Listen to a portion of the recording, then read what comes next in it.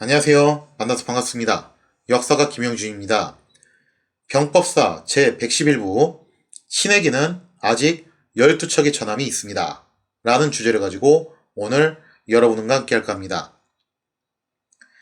자, 잠깐 좀 시간을 뒤로 돌려서요. 1597년 7월 22일 칠천량 해전에서 조선수군이 와해되고 통제사 원규는 공식적으로 전사 처리가 되었죠. 큰 충격에 빠졌던 조선 조정 그리고 플러스 선조는 마땅한 대안이 없어요. 만약에 혹시라도 이혁기가 살아있었으면 이혁기가 후임 자리로 나름 좀 이제 올라갔을 수 있을 것 같은데 지금 이혁기도 전사한 상황이죠. 그러면 남아있는 이제 수사로는 배설인데 배설은 또 제대로 싸워보지도 않고 도망친 케이스잖아요. 좀 뭔가 미덥진 않겠죠. 자, 그래서 마땅한 대안이 없었던 선조는 결국 어떻게 하냐? 권율휘하에서 백의종군을 하고 있었던 이순신을 다시 기용을 해서 통제사 자리에 제수를 하게 됩니다.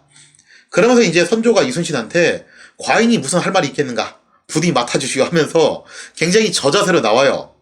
그런데 여기서 또 선조의 본심이 나옵니다. 막상 이순신을 통제사로 복직을 시키면서 풍계는 원래 이순신이 한산도에서 승리한 다음에 받았던 풍계가 정이품의 정원대부거든요.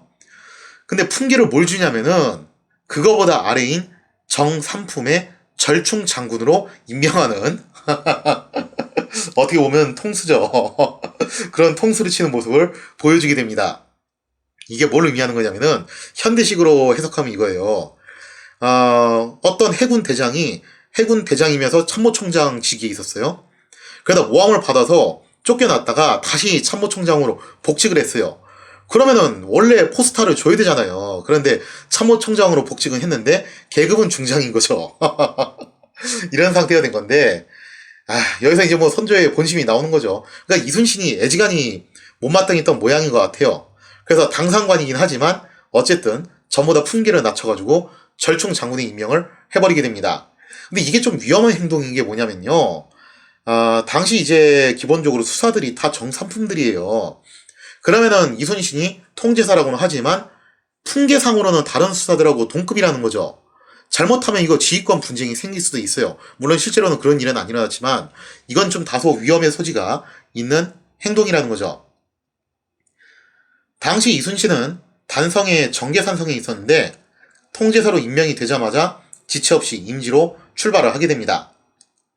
문제는 칠천량 해전에서 승리한 이후에 일본군이 그 여세를 몰아서 대대적으로 남원과 전주로 진군을 해오고 있는 상황이죠.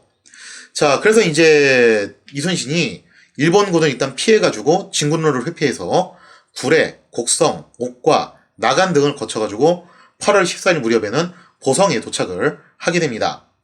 자, 그렇게 이순신이 일본군의 진군로를 피해서 이동을 하게 되는데 단순히 이동만 한 게 아니라 그 과정에서 흩어져 있던 병력들을 모으는 한편 일본군이 획득하지 못하도록 보급 물자 역시 전부 수급을 해가는 그런 꼼꼼한 모습을 보여주게 되죠.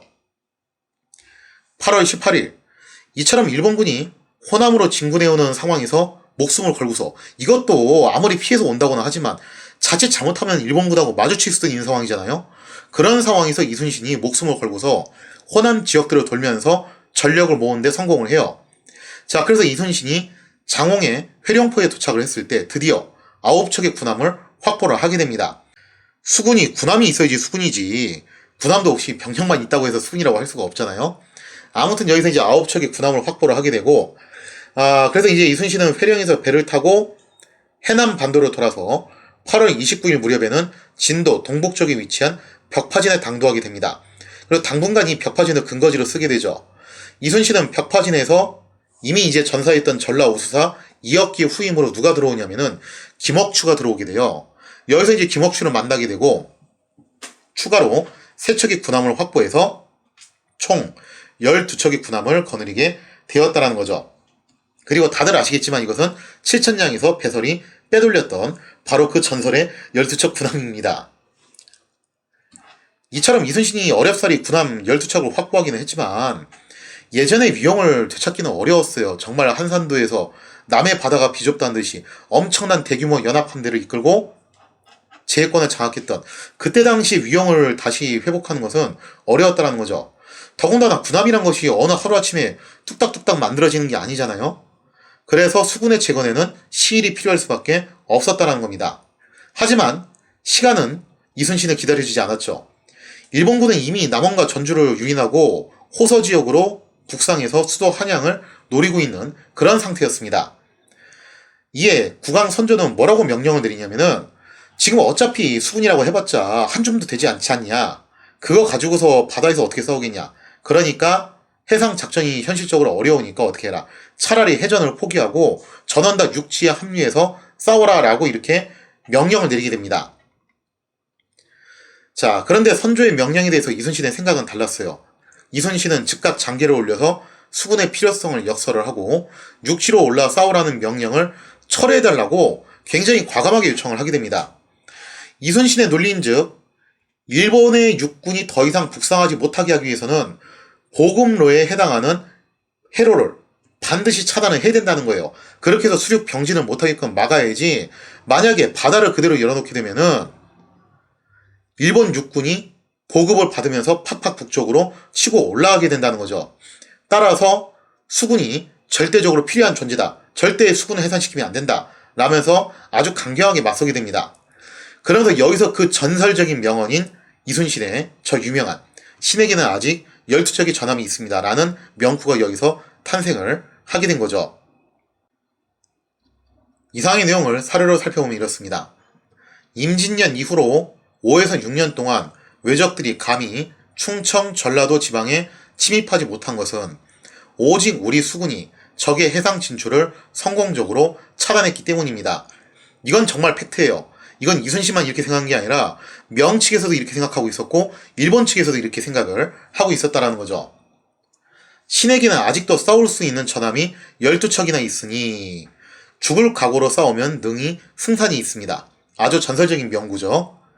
그런데 이제 만일 우리 수군이 전패한다면 이는 오히려 외적들이 원하는 바가 될 것이며 적은 호남 연안으로부터 한강까지 단숨에 북상할 것입니다. 즉 수군이 여기서 완전히 폐지가 돼가지고 바닷길이 뚫리게 되면은 단순히 수륙 병진을 하는 정도가 아니라 한강까지 거슬러 올라와가지고 한양을 직공을 할 수 있는 그런 상황이 된다는 거죠. 이것이 바로 신이 가장 걱정하는 바입니다. 즉 내가 이렇게 고집을 피우는 것은 나를 위해서가 아니라 나라를 위해서 그리고 전하를 위해서 제가 이렇게 주장을 하는 것이다 라고 설득을 하는 장면이죠. 하여튼 이런 걸 보면은 이순신이 정말 대단하다는 생각이 드는데요. 돌이켜보면요. 얼마 전까지만 해도 사실관계가 어쨌든 간에 명분이 그거였잖아요. 선조의 출진 명령을 거부했다는 제목으로 대기종군을 당했어요. 이순신은 이미. 그때 얼마나 곤욕을 치렀어요. 그런데 이번에도 이순신은 정말 대단무쌍하게 국왕인 선조에게 어명을 철회해달라는 그런 요청을 하게 된다는 겁니다.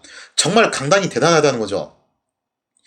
자, 9월 7일 그러던 와중에 명예체동 마기가 직산에서 일본군 구로다 부대를 저지하는 그런 전과를 올리게 됩니다. 자, 이로써 조선 조정은 일단 한시름 놓게 돼요. 그리고 일본군이 완전히 패퇴한 건 아니죠. 일본군이 다시 재북진 기회를 엿보고 있었는데 그러기 위해서는 보급이 확보가 돼야 되고 보급이 확보되려면 일본 수군들이 서해 쪽으로 올라와줘야 돼요. 따라서 모든 이목은 다시 바다 쪽으로 쏠리게 되었다는 겁니다. 당시 일본 수군을 지휘했던 사람들이 뭐 도도 다카도라, 그 다음에 여기서 이제 말하는 가토는 가토 기요사마가 아니라 다른 가토죠. 그리고 와키자카 구루시마, 이 사람은 또 이제 해적 출신이에요. 이런 사람들이 전에도 잠깐 설명드렸지만 남원성 공략전에 참전을 해요. 그래서 육군하고 같이 이제 협동 작전을 벌이고 난 다음에 남원성 함락하고 나서 다시 해상 작전으로 돌아오게 됩니다. 일본 수군은 북진하는 육군의 보급과 병력 충원을 지원하기 위해서 해로를 따라서 북상할 계획을 세우게 됩니다. 이미 7천량 해전에서 조선 수군이 와야 된 상태잖아요. 그렇기 때문에 사실상 조선의 바다는 무인지경이나 다름없는 그런 상태였다는 거죠. 자, 그래서 일본 수군은 처음에는 아마 이 임무를 쉽게 생각했을 거예요. 이거야말로 땅 짚고 헤엄치기 아니냐. 그냥 휘파람 불면서 가면 된다. 라고 이제 생각을 했다라는 거죠. 하지만 그런 일본 수군에게 뭔가 좀 이제 불길한 소식이 들려오기 시작합니다. 통제사 자리에서 경질되었던 이순신이 다시 통제사 자리로 복귀를 했다더라. 그런 말이 들리는 거예요. 그리고 완전히 와해된 줄 알았던 조선 수군의 일부가 벽파진에서 다시 결집해서 반격의 기회를 노리고 있다더라. 이런 소문도 들리는 거예요. 자, 이런 수상한 소문 당연히 확인을 해봐야 되겠죠. 그래서 영화 명량에서도 이 장면이 좀 나오긴 하는데 초반에 나오는 장면이에요.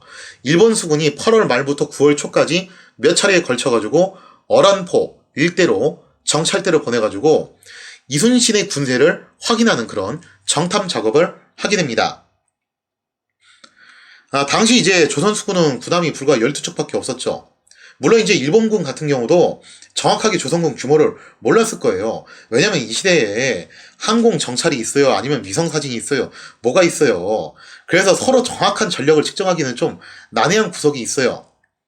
그래서 이때 당시 일본군도 조선 수군에 대해서 아마 규모가 예전처럼 크지는 않겠지만 설마 뭐 꼴랑 12척이 타겠어? 이런 식으로 생각을 했던 모양이에요. 자, 그래서 계속 정찰대를 보내가지고 확인하는 작업을 하게 되는데 당연히 이제 조선 수군 입장에서는 불안하죠.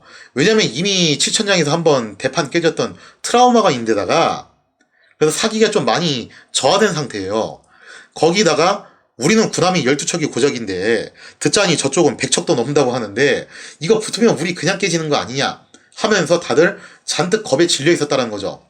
실제로 일본군의 정찰대를 보자마자 경상수사 배설은 이번에도 도주를 시도를 하게 됩니다. 물론 이순신이 막아서 실제로 도주는 못했지만 여기서 또 그 버릇이 나와요. 자, 그런데 이순신은요 여기서 뭐라고 생각하냐면은 절대 우리가 여기서 겁먹은 모습을 보이면 안 된다. 그러면 적은 정말 과감하게 쳐들어올 확률이 높다. 우리가 여기서 결연한 의지를 보이면서 오히려 굳세게 맞서는 모습을 보여줘야지 적이 우리를 함부로 생각을 못한다는 거예요. 자, 그래서 이순신이 일본군 정찰대를 요격하도록 병사들을 독려를 하게 됩니다.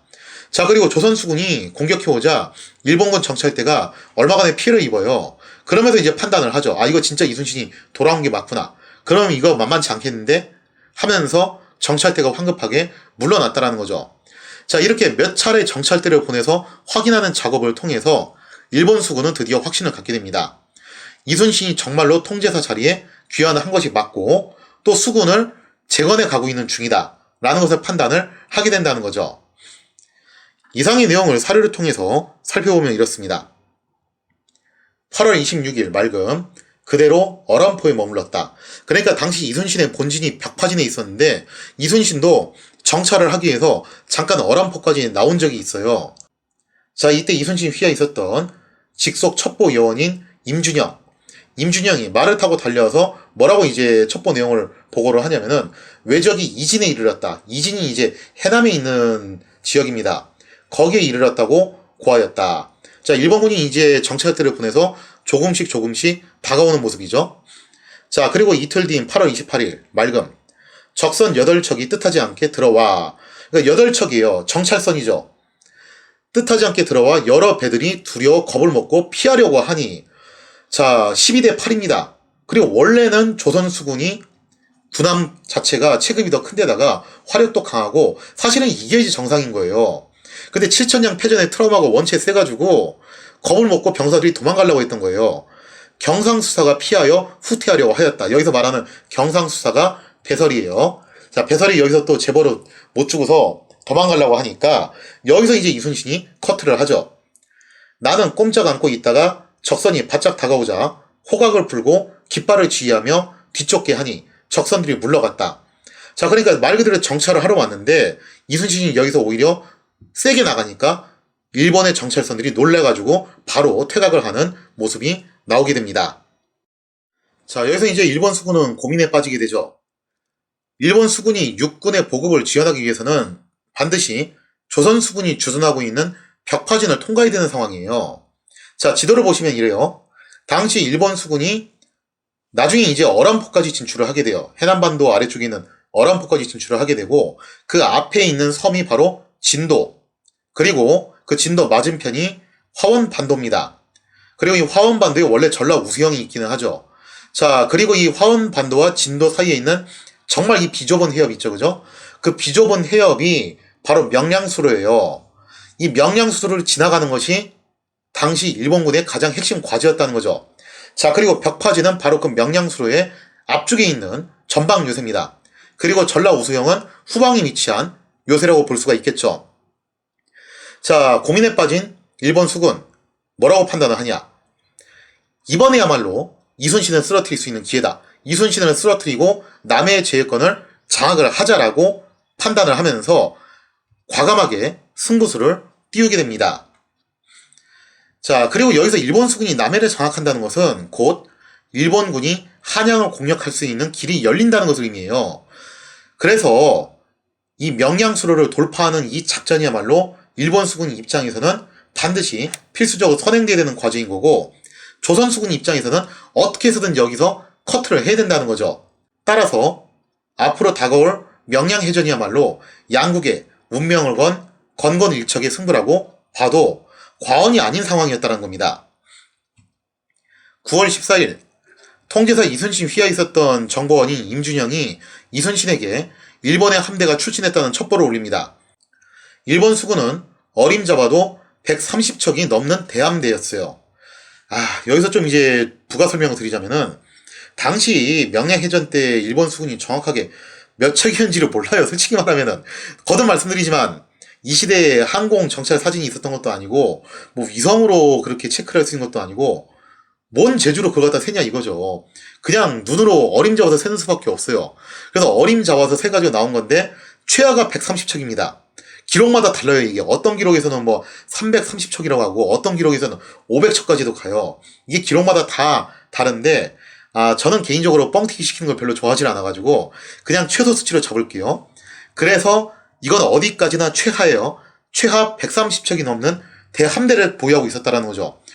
이 130척이 진짜 전투 군함이었을 것이고, 만약에 300척에서 500척이 왔다 하더라도 그거는 나머지 건 다 뭐였을 거냐면은 뭐 소형 정찰선이라든가 아니면 이제 보급 수송선 이런 개념이었을 거예요. 실질적인 전투 군함은 대략 한 이 130척이었겠죠. 물론 이것도 절대 적은 숫자가 아니에요. 옛날에 이순신이 최전성기에 보유했던 군함이 대략 한 요 정도였는데 어마어마한 대함대가 몰려오고 있다는 거예요. 이미 어란포까지 당도를 했다는 거죠. 일본 수군이 북진을 하기 위해서는 반드시 어란포 앞에 위치한 진도의 명량수로를 통과해야만 했다는 거죠. 문제는 그 명량수로가 좁고 유속이 빠르며 암초 또한 많아가지고 이거 뭘 모르는 사람이 여기 들어가면은 고전을 면치 못하게 돼요. 특히 이런 대함대가 통과할 때는 상당히 또 신중을 기해야 되는 그런 지역이라는 거죠. 그리고 바로 그 명량수로 너머에는 벽파진, 그 벽파진에는 이순신의 함대가 버티고 있었다는 겁니다. 이상의 내용을 사례를 통해서 살펴보면 이렇습니다. 9월 14일 임준영이 육지를 정탐하고 달려와서 말하기를 적선 55척이 벌써 어란 앞바다에 들어왔다고 하였다. 그러니까 이게 선발대죠. 또 말하기를 적에게 사로잡혔다가 도망쳐온 김중걸이 전하되 이달 6일에 달마산으로 피난 갔다가 외놈에게 붙잡히고 묶여서 외선에 실렸는데 김해에 사는 이름 모르는 한 사람이 외장에게 청하여 결박을 풀어주었다. 그러니까 당시 이제 일본군한테 붙잡혀가지고 어떻게 보면 이제 길잡이 노릇을 하고 있었겠죠. 김해 출신의 그 길잡이 역할을 하고 있던 조선인이 그래도 이 김중걸이라는 사람을 불쌍하게 생각을 해가지고 같은 동포니까 도와주려고 했던 모양이에요. 그래서 잘 말해가지고 김중걸을 탈출할 수 있게끔 도와준 겁니다. 밤에 김해 사람이 중걸의 귀에다 대고 몰래 말하기를 정보도 하나 알려주게 됐는데 외놈들이 하는 말이 조선 수군 연합은 척이 우리 배를 추격하여 혹은 사살하고 혹은 불태웠으니 보복하지 않을 수 없다. 즉 이게 바로 8월 말에서 9월 초에 일어났던 전초전이었죠. 여기서 일본 수군이 일정한 피해를 입었던 모양이에요. 자, 그리고 이제 이순신의 귀환을 확인한 이상 확실하게 결판을 내자 그런 의견이 모였다는 거죠.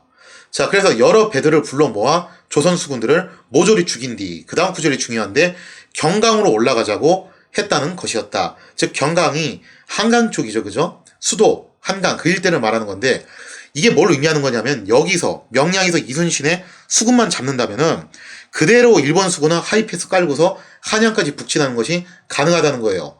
그리고 일본 수군이 그렇게 한양까지 북진을 하게 된다면은 당연히 한강 방어선 직선에 있는 명군도 위태로워질 수밖에 없게 된다는 거죠. 9월 15일 일본의 대함대가 어란포에 이르렀다는 첩보를 받은 이순신은 역시 똑같이 출진은 명령을 합니다. 자, 근데 출진 위치가 좀 반대예요. 앞으로 치고 나가는 게 아니라 뒤로 빠져요. 그래서 벽파진의 진영을 버리고서 명량수로 후방에 위치한 경상 우수영으로 이동을 시킵니다. 왜 그러냐면은 이순신의 작전은 그거예요. 이 좁고 긴 명량수로 안쪽까지 일본군의 대함대를 끌어들여서 여기서 아작을 내자라고 생각을 한 거예요. 즉 입구를 봉쇄해서 싸우자기보다는 출구 쪽으로 빠져서 아예 그 병 안쪽으로 유인을 한 다음에 거기서 잡자라는 거죠. 자, 만약에 일본 수군은 만약에 여기서 그대로 보내게 되면은 지금 한양이 초토화될 것은 거의 불보듯 뻔한 상황이에요. 그렇기 때문에 통제사 이순신 입장에서도 절대 물러설 수가 없는 싸움이었다는 거죠. 반대로 일본 입장에서도 반드시 여기를 뚫어야 되는 그런 상황이었습니다. 자, 이렇게 통제사 이순신은 국가의 명운을 걸고 명량에서 승부를 걸기로 하니 이것이 바로 전설의 명량해전이었다는 거죠. 과연 이 명량해전에서 승리의 여신은 누구에게 미소를 짓게 될 것인가? 거기에 대한 이야기는 다음 시간에 이어서 계속하도록 하겠습니다.